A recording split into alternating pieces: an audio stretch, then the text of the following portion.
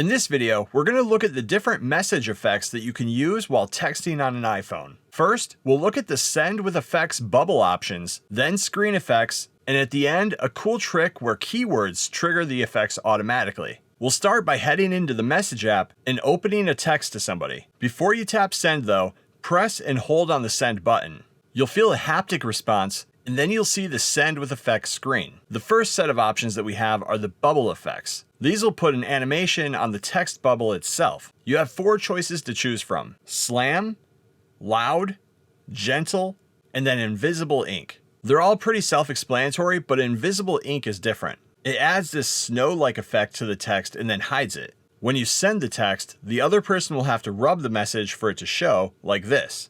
Back inside of the effects options, we'll swipe over now to the screen page. You have a bunch of different screen effects that you can send also. To view the different ones, just swipe the screen either way to check them out. You have effects like spotlight, balloons, confetti, lasers, fireworks, and more. Choose the one that you want and then hit the send button. The other person will then receive the text with the screen effect. Finally, there's a little trick to the iMessage effects where certain keywords trigger them automatically. Try typing in and sending pew pew. You see that when you do, it'll automatically add the laser effect. The other words that cause special effects are Happy New Year, Happy Chinese New Year, Happy Birthday, or Congrats or Congratulations. Once you get used to using the different effects, it can be a fun way to liven up your text messages. You can also experiment with different effects and emoji combinations to create your own effects if you want. And that's how you send text messages with effects using an iPhone.